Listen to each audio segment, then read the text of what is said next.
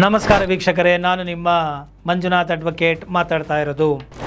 ಇವತ್ತು ಒಂದು ಬಹಳ ಮುಖ್ಯವಾದಂತಹ ವಿಚಾರವನ್ನು ಸಾರ್ವಜನಿಕರ ಒಂದು ಅರಿವಿಗಾಗಿ, ತಿಳುವಳಿಕೆಗಾಗಿ ನೀಡಲೇಬೇಕು ಅಂತ ಹೇಳಿ ಬಂದಿದ್ದೇನೆ. ಅದೇನಪ್ಪ ಅಂತ ಹೇಳಿದರೆ, ನಾವು ವಾಹನಗಳನ್ನು ಕೊಳ್ಳುವಾಗ ನಾವು ವಾಹನಗಳಿಗೆ GSTಯನ್ನು ಕಟ್ಟಿರ್ತೇವೆ, ಮತ್ತು ಲೈಫ್ ಟೈಮ್ ಟ್ಯಾಕ್ಸನ್ನು ಕಟ್ಟಿರ್ತೇವೆ.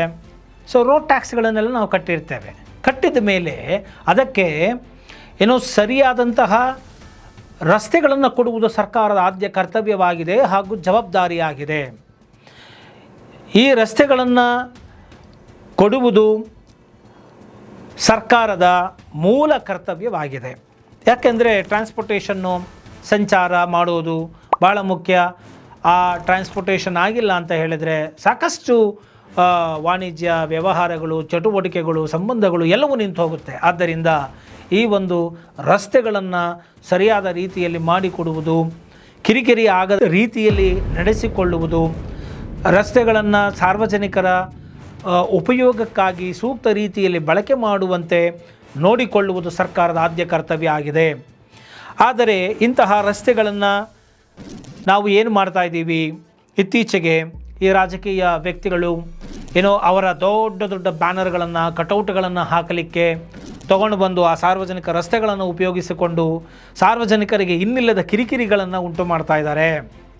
ಮತ್ತು ಎರಡನೆಯದಾಗಿ ಈ ಒಂದು ಕಾರುಗಳನ್ನು ತೆಗೆದುಕೊಂಡಿರ್ತಾರೆ, ಮನೆಯಲ್ಲಿ ನಿಲ್ಲಿಸೋದಕ್ಕೆ ಜಾಗ ಇರೋದಿಲ್ಲ, ತಗೊಂಡು ಬಂದು ರಸ್ತೆಗಳಲ್ಲಿ ನಿಲ್ಲಿಸಿಬಿಡ್ತಾರೆ.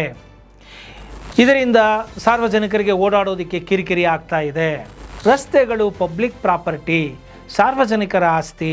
ಇದನ್ನು ಖಾಸಗಿ ಆಸ್ತಿಯ ರೀತಿಯಲ್ಲಿ ಬಳಸಿಕೊಳ್ಳುವುದನ್ನು ತಡೆಗಟ್ಟುವುದು ಸರ್ಕಾರದ ಜವಾಬ್ದಾರಿಯಾಗಿದೆ. ಇದನ್ನು ಪೊಲೀಸ್ ಇಲಾಖೆಯು ಸೂಕ್ತ ರೀತಿಯಲ್ಲಿ ಮಾಡಬೇಕು, ಕ್ರಮಗಳನ್ನು ತೆಗೆದುಕೊಂಡು. ನಂತರ ಈ ರಸ್ತೆಗಳ ಮೇಲೆಯೇ ಈ ಫುಟ್ಪಾತ್ ವ್ಯಾಪಾರಿಗಳು ಅಂತ ನಾವು ಕರೀತೇವೆ, ಅಂದರೆ ರಸ್ತೆ ಬದಿಯ ವ್ಯಾಪಾರಿಗಳು. ಈ ವ್ಯಾಪಾರಿಗಳು ರಸ್ತೆಗಳಲ್ಲಿ ಗಾಡಿಗಳನ್ನು ಹಾಕಿಕೊಂಡು ನಿಲ್ಲಿಸ್ಕೊಂಡು ಬಿಡೋದು, ಅಥವಾ ಇನ್ನೇನು ಟಾಂಗಾಗಳನ್ನು ತಳ್ಕೊಂಡು ಕೂತ್ಕೊಳ್ಳೋದು, ಇದೆಲ್ಲವನ್ನೂ ಮಾಡ್ತಾ ಇರ್ತಾರೆ.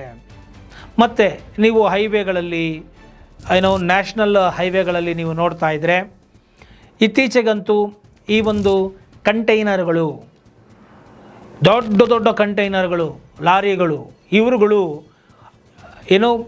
ಹೇಗೆ ಹೋಗ್ತಾರೆ ಅಂದರೆ ಅವರು ಜೋರಾಗಿ ಹೋಗೋಕ್ಕಾಗೋದಿಲ್ಲ, ಸ್ಪೀಡಾಗಿ ಹೋಗೋಕ್ಕಾಗೋದಿಲ್ಲ, ರಸ್ತೆ ಮಧ್ಯದಲ್ಲಿ ಬರೋದು, ದಿಡ್ಡಿಯಾಗಿ ಓಡಾಡಿಸೋದು. ಇದರಿಂದ ಕಾರುಗಳಿಗೆ ಅಥವಾ ಇನ್ಯಾವುದೋ ಒಂದು ವಾಹನಗಳು ಸಲೀಸಾಗಿ ಓಡಾಡುವಂತಹ ವಾಹನಗಳಿಗೆ ತೊಂದರೆ ಆಗ್ತಾ ಇದೆ. ದೊಡ್ಡ ದೊಡ್ಡ ಕಂಟೈನರ್ಗಳು ಮಧ್ಯದಲ್ಲಿ ಬರೋದು, ಅಥವಾ ಇನ್ನೇನು ಕ್ರಾಸ್ ಮಾಡೋದು, ಅಥವಾ ಇನ್ನೇನೋ ಮಾಡೋ ಟೈಮ್ನಲ್ಲಿ ಕೆಟ್ಟು ಹೋದರೆ ಟ್ರಾಫಿಕ್ ಜಾಮ್ ಆಗಿ ಹೋಗ್ತಾ ಇದೆ. ಈ ರಸ್ತೆಗಳು ಸಾರ್ವಜನಿಕ ರಸ್ತೆಗಳು, ಇದನ್ನು ಉಪಯೋಗಿಸಿಕೊಳ್ಳುವುದು ನಮ್ಮ ಹಕ್ಕು. ಈ ತರಹದ ಎಲ್ಲ ಕಿರಿಕಿರಿಗಳನ್ನು ತಡೆಗಟ್ಟಬೇಕು. ಇದನ್ನು ಸಂಘ ಸಂಸ್ಥೆಗಳು ಇಂತಹ ಸಂದರ್ಭಗಳು ಬಂದಾಗ ಆ ಚಿತ್ರಗಳನ್ನು, ಫೋಟೋಗಳನ್ನು ತೆಗೆದುಕೊಂಡು ಸೂಕ್ತವಾಗಿ ಆ ಪೊಲೀಸರಿಗೆ ದೂರುಗಳನ್ನು ಕೊಟ್ಟು ಇದನ್ನು ಕ್ಲಿಯರ್ ಮಾಡಿಸಿ ಅಂತ ಹೇಳುವಂತೆ ಇರಬೇಕು. ಈಗ ಸಾಕಷ್ಟು ಪಕ್ಷಗಳು ಕೆಲಸಗಳನ್ನು ಸಮಾಜಮುಖಿಯಾಗಿ ಮಾಡ್ತಾ ಇದೆ. ಅವರೆಲ್ಲ ಇಂತಹ ಒಂದು ಕಾರ್ಯಗಳನ್ನು ತೆಗೆದುಕೊಳ್ಬೇಕು, ಕೆಲಸವನ್ನು ಮಾಡಬೇಕು ಅಂತ ಹೇಳಿ ನಾನು ಬಯಸ್ತೇನೆ. ಈ ಒಂದು ದೊಡ್ಡ ದೊಡ್ಡ ಕಂಟೈನರ್ಗಳಿಗೆ ಒಂದು ಟೈಮನ್ನು ನಿಗದಿ ಮಾಡಿ, ಲೆಫ್ಟ್ ಲೈನಲ್ಲಿ, ಅಂದರೆ ಸ್ಲೋಗಿ ಹೋಗುತ್ತೆ, ಅವರು ಫಾಸ್ಟಾಗಿ ಹೋಗೋಕ್ಕಾಗಲ್ಲ. 10 ಕಿಲೋಮೀಟ್ರ್ 20 ಕಿಲೋಮೀಟ್ರ್ ಫಾಸ್ಟಲ್ಲಿ ಹೋಗ್ತಾ ಇರ್ತಾರೆ. ಸೊ ಅವರಿಗೆ ಒಂದು ಲೈನ್ ಅಂತ ಕೊಟ್ಟುಬಿಡಬೇಕು.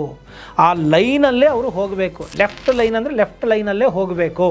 ಯಾವುದೇ ಕಾರಣಕ್ಕೂ ಈ ಕಡೆ ರೈಟ್ ಲೈನ್ಗೆ ಅಥವಾ ಮಧ್ಯದಲ್ಲಿ ಬರೋ ರೀತಿಯಲ್ಲಿ ಮಾಡಬಾರದು. ಮಾಡದೇ ಹೋದರೆ ಸಮಸ್ಯೆಗಳು ಜಾಸ್ತಿ ಉಲ್ಬಣ ಆಗೋದಿಲ್ಲ. ಸೊ ಸಲೀಸಾಗಿ ಓಡಾಡೋದು 2 ವೀಲರ್ಗಳಾಗ್ಬೋದು, 4 ವೀಲರ್ 3 ವೀಲರ್ಸ್ಗಳು, ಕಾರುಗಳು, ಇವೆಲ್ಲ ಪ್ರೈವೇಟ್ ಆಗಿರ್ತಕ್ಕಂಥ ವೆಹಿಕಲ್ಗಳು ಆರಾಮಾಗಿ ಓಡಾಡಬಹುದು. ಯಾಕಂದರೆ ಅವರು ಏನು ಅರ್ಜೆನ್ಸಿ ಇರುತ್ತೆ, ಮನೆದು ಪ್ರೈವೇಟ್ ಗಾಡಿಗಳು. ಇದಾದರೆ ವಾಣಿಜ್ಯ ಬಿಸ್ನೆಸ್ ಮೈಂಡಿಂದ ಓಡಾಡುವಂಥ ಗಾಡಿಗಳು. ಸೊ ಇವುಗಳಿಗೆ ಸಪ್ರೇಟ್ ಲೈನನ್ನು ಫಾಲೋ ಮಾಡಿಸ್ಬೇಕು. ಇದು ಅತ್ಯವಶ್ಯಕ.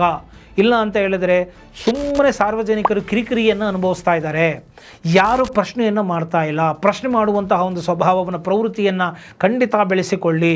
ನೋಡಿ ಸ್ವಾಮಿ, ನಾವು ಇರೋದೇ ಹೀಗೆ, ಅಡ್ಜಸ್ಟ್ ಮಾಡ್ಕೊಳ್ತೀವಿ ಅನ್ನುವಂಥ ಮನಸ್ಥಿತಿಗಳು ಬೇಡ. ನಿಮ್ಮ ರಸ್ತೆ ನಿಮ್ಮ ಹಕ್ಕು. ನೀವು ದುಡ್ಡು ಕಟ್ಟಿದ್ದೀರಾ, ನೀವು ಅದನ್ನು ಸರಿಯಾಗಿ ಉಪಯೋಗಿಸಿಕೊಳ್ಳೋದಕ್ಕೆ ವ್ಯವಸ್ಥೆ ಮಾಡುವಂತಹ ಕರ್ತವ್ಯ ಮತ್ತು ಜವಾಬ್ದಾರಿ ಸರ್ಕಾರಕ್ಕಿದೆ. ಅಂಥದ್ದು ಒಂದು ನಿರ್ದೇಶನಗಳನ್ನು ನ್ಯಾಯಾಲಯಗಳು ಕೂಡ ಕೊಡಬೇಕಾಗಿದೆ. ಒಂದು ಸುಮೋಟೋ ಪವರಲ್ಲಿ ಕೇಸ್ಗಳನ್ನು ದಾಖಲಿಸಿಕೊಂಡು ಈ ಎಲ್ಲ ಅಂಶಗಳನ್ನು ಗಮನಿಸಿ ಸೂಕ್ತ ಇಲಾಖೆಗಳಿಗೆ ನಿರ್ದೇಶನಗಳನ್ನು ಕೊಡಬೇಕು. ಹಾಗೂ ಪೊಲೀಸರು ಕೂಡ ಈ ಒಂದು ನಿಟ್ಟಿನಲ್ಲಿ ಕೆಲಸ ಮಾಡಬೇಕು. ಕರ್ತವ್ಯದಲ್ಲಿದ್ದಾಗ ನೀವು ಪೊಲೀಸರು, ಆದರೆ ಕರ್ತವ್ಯವನ್ನು ಬಿಟ್ಟು ಹೊರಗಡೆ ಬಂದಾಗ ಸಾರ್ವಜನಿಕರಲ್ಲಿ ನೀವು ಕೂಡ ಒಬ್ಬರಾಗಿರ್ತೀರಾ, ನಿಮ್ಮ ಕುಟುಂಬನೂ ಕೂಡ ಓಡಾಡಬೇಕಾಗತ್ತೆ. ಆದ್ದರಿಂದ ಒಂದು ಸಿಸ್ಟಮನ್ನು, ಒಂದು ವ್ಯವಸ್ಥೆಯನ್ನು ನೀವು ತಂದುಬಿಟ್ರೆ ನಿಜವಾಗಿಯೂ ಅದರಿಂದ ಬೇರೆಯವರಿಗೆ ಕಿರಿಕಿರಿ ಉಂಟಾಗೋದಿಲ್ಲ. ಆದ್ದರಿಂದ ಸಾರ್ವಜನಿಕ ಆಸ್ತಿಯನ್ನು ಸಾರ್ವಜನಿಕರು ಶಾಂತಿಯುತವಾಗಿ ಸುವ್ಯವಸ್ಥಿತ ರೀತಿಯಲ್ಲಿ ಅನುಕೂಲವಾಗುವಂತೆ ಬಳಸಿಕೊಳ್ಳುವ ರೀತಿಯಲ್ಲಿ ಇರಬೇಕು. ಈ ಎಲ್ಲ ಅಂಶಗಳನ್ನು ಪರಿಗಣಿಸಬೇಕು ಅಂತ ಹೇಳಿ ನಾನು ಹೇಳ್ತಾ ಇದ್ದೇನೆ. ಅಗತ್ಯವಾದ ರಾಜಕೀಯ ಹಾವಳಿಗಳು ಈ ಕೂಡಲೇ ನಿಲ್ಲಲಿ ಎಂಬುವಂತಹ ಮಾತನ್ನು ಕೂಡ ಹೇಳ್ತಾ ಇದ್ದೀನಿ. 60 ಅಡಿ ರೋಡ್ ಇದ್ದರೆ ಈ ಕಡೆ ಒಂದು 10 ಅಡಿ, ಆ ಕಡೆ ಒಂದು 10 ಅಡಿ ಗಟರ್ಗೆ ಹೋಗಿರುತ್ತೆ, ಫುಟ್ಪಾತ್ಗೆ. ತಿರ್ಗಿ ಅದ್ರ ಮೇಲೆ ಇನ್ಯಾರ್ಯಾರೋ ಏನೋ ಅಂಗಡಿಗಳನ್ನ ಇಟ್ಕೊಂಡಿರ್ತಾರೆ, ಹೂವು ಮಾರೋದು, ಅದು ಮಾರೋದು, ಇದು ಮಾರೋದು. ಪಾಪ ಅವ್ರಿಗೆಲ್ಲ ಜೀವನ ಕಟ್ಕೋಬಾರ್ದ? ಖಂಡಿತ ಕಟ್ಕೋಬೇಕು. ಆದರೆ ಅವ್ರಿಗೆ ಅವ್ರದ್ದೇ ಆದಂಥ ನಿಟ್ಟಿನಲ್ಲಿ ಸಹಾಯ ಮಾಡೋದಕ್ಕೆ ಸರ್ಕಾರಗಳು ಒಂದು ಲೋನ್ಗಳು ಕೊಡೋದು ಅಂಥವ್ರಿಗೆ, ಬೇರೆ ಇನ್ನೇನೋ ಒಂದು ಕಾಂಪ್ಲೆಕ್ಸ್ಗಳು, ಶಾಪಿಂಗ್ ಕಾಂಪ್ಲೆಕ್ಸ್ಗಳು ಕಟ್ಕೊಟ್ಟು ಅದಕ್ಕೊಂದು ಉಚಿತವಾಗಿ ಅಥವಾ ಏನೋ ಒಂದು ರೀಸನಬಲ್ ಆಗಿ ಅವರುಗಳಿಗೆ ಬಾಡಿಗೆಗಳು ಕೊಡೋ ಥರದಲ್ಲಿ ಮಾಡಿ ಜನಗಳು ಬದುಕೋದಕ್ಕೆ ಒಂದು ಅವಕಾಶಗಳನ್ನು ಮಾಡಿಕೊಡಬೇಕು. ಅದನ್ನು ಬಿಟ್ಟು ಸಾರ್ವಜನಿಕರಿಗೆ ಟ್ಯಾಕ್ಸ್ ಕಟ್ಟೋ ರೋಡಲ್ಲಿ ತಗೊಂಬಂದ್ಬಿಟ್ಟು ನೀವು ನಿಲ್ಲಿಸ್ಕೊಳ್ಳಿ, ನಾವು ರೋಲ್ ಕಾಲ್ ಮಾಡ್ಕೊಂಡು ವಸೂಲಿ ಮಾಡ್ಕೊಂಡು ಹೋಗ್ಬಿಡ್ತೀವಿ, ನಿಮ್ಮನ್ನೇನು ಕೇಳಲ್ಲ ಅನ್ನೋ ರೀತಿಯಲ್ಲಿ ಇರಬಾರ್ದು. ಮತ್ತು ಲೈನು ಟ್ರಾಫಿಕ್ಕು ತುಂಬ ಕಿರಿಕಿರಿ ಆಗ್ತಾಯಿದೆ, ನಡುವೆ ರೋಡ್ ರೇಜಸ್ಗಳು ಜಾಸ್ತಿ ಆಗ್ತಾ ಇದ್ದಾವೆ. ಸೊ ಲೈನ್ ಫಾಲೋ ಮಾಡ್ತಾ ಇಲ್ಲ. ಸೊ ಲೈನನ್ನು ಫಾಲೋ ಮಾಡುವ ರೀತಿಯಲ್ಲಿ ನೋಡ್ಕೊಳ್ಳಿ. CCTV ಕ್ಯಾಮ್ರಾಗಳನ್ನ ಅಳವಡಿಸಿ ನಮ್ಮ ರಸ್ತೆ ನಾವು ಉಪಯೋಗಿಸುವ ಹಕ್ಕನ್ನು ಕಿತ್ತುಕೊಳ್ಳುವ ಹಕ್ಕು ಯಾರಿಗೂ ಇರೋದಿಲ್ಲ. ಆದ್ದರಿಂದ ಈ ಒಂದು ಇಲಾಖೆ ಜವಾಬ್ದಾರಿಯನ್ನು ತೆಗೆದುಕೊಂಡು ಈ ಒಂದು ಸಾರ್ವಜನಿಕ ರಸ್ತೆಗಳನ್ನು ಸರಿಯಾದ ರೀತಿಯಲ್ಲಿ ಉಪಯೋಗಿಸಿಕೊಳ್ಳುವ ರೀತಿಯಲ್ಲಿ ನೀವು ಇಡಬೇಕು. ಮನೆಗೆ ಕಾರೆಲ್ಲೋ ಇಂಟರ್ನಲ್ ರೋಡ್ ಇರುತ್ತೆ, ಆ ಮನೆ 10 ಅಡಿ ರಸ್ತೆ ಇರೋದಿಲ್ಲ, ತಾಂಬಂದು ಮೇನ್ ರೋಡಲ್ಲಿ ನಿಲ್ಲಿಸ್ಬಿಟ್ಟು ಹೊಟ್ಟೋಗಿರ್ತಾರೆ, ಟಾರ್ಪಲ್ ಹಾಕ್ಬಿಟ್ಟು ನಿಲ್ಲಿಸ್ಬಿಟ್ಟು ಹೋಗ್ತಾ ಇದ್ದಾರೆ. ಇವಾಗ ಏನು ಮಾಡ್ತಾ ಇದ್ದಾರೆ, ಜಯನಗರದಲ್ಲಿ ನೋಡಿದ್ರೆ ಪಾರ್ಕಿಂಗ್ ಸ್ಟಾರ್ಟ್ ಮಾಡಿದ್ದಾರೆ ವಸೂಲಿ ಮಾಡೋದಕ್ಕೆ. ಬೇಕಾಬಿಟ್ಟು ಗಾಡಿಗಳನ್ನ ರಿಲೀಸ್ ಮಾಡೋದು. ಈಗೇನೋ ಜನಗಳು ಅನುಭವಿಸ್ತಾ ಇರ್ತಾರೆ ಜನಗಳು ಕಿರಿಕಿರಿ ಅನುಭವಿಸ್ತಾ ಇದ್ದಾರೆ. ಅದರಿಂದ ಜನಗಳಿಗೇನು ಸಮಸ್ಯೆಗೆ ಪರಿಹಾರ ಸಿಗೋದಿಲ್ಲ. ಆದರೆ ಸರ್ಕಾರ ಅದರಿಂದ ನಾನು ಹೆಂಗೆ ದುಡ್ಡು ಮಾಡ್ಕೋಬೇಕು ಅಂತ ನೋಡ್ತಾ ಇದೆಯೇ ಹೊರತು ಜನಗಳಿಗೆ ಆಗ್ತಾ ಇರ್ತಕ್ಕಂಥ ಕಿರಿಕಿರಿಯನ್ನು ನಿಲ್ಲಿಸುವಲ್ಲಿ ಪ್ರಯತ್ನವನ್ನು ಮಾಡಬೇಕು. ಸೂಕ್ತವಾದಂತಹ ಒಂದು ನಿರ್ದೇಶನಗಳು ಇಲಾಖೆಯಿಂದ ಹೊರಡಬೇಕು. ಇದು ಉನ್ನತ ಮಟ್ಟಕ್ಕೆ ತಲುಪುವಂತೆ ಎಲ್ಲ ವಾಹನ ಸವಾರರು ಈ ಒಂದು ವಿಡಿಯೋವನ್ನು ಶೇರ್ ಮಾಡಿ.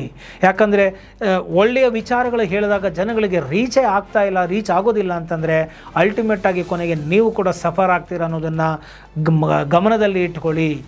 ನಮಗೆ ನ್ಯಾಯ ಬೇಕು ಅಂದರೆ ಒಳ್ಳೆ ವಿಚಾರಗಳನ್ನು ಜನಗಳಿಗೆ ತಲುಪಿಸಿ ಅಂತ ಹೇಳ್ತಾ, ಈ ಒಂದು ಕಂಟೆಂಟು ವಿಷಯ ನಿಮ್ಗೆ ಇಷ್ಟ ಆಗಿದೆ ಅದರಲ್ಲಿ ಮರೆಯದ ಹಾಗೆ ಲೈಕ್ ಕೊಡಿ, ಇತರರಿಗೂ ಶೇರ್ ಮಾಡಿ, ಕಾಮೆಂಟ್ ಮಾಡಿ ಅಂತ ಹೇಳ್ತಾ ಈ ವಿಡಿಯೋನ ಇಲ್ಲಿಗೆ ಮುಗಿಸ್ತಾ ಇದ್ದೀನಿ. ಜೈ ಹಿಂದ್, ಜೈ ಕರ್ನಾಟಕ ಮಾತೆ.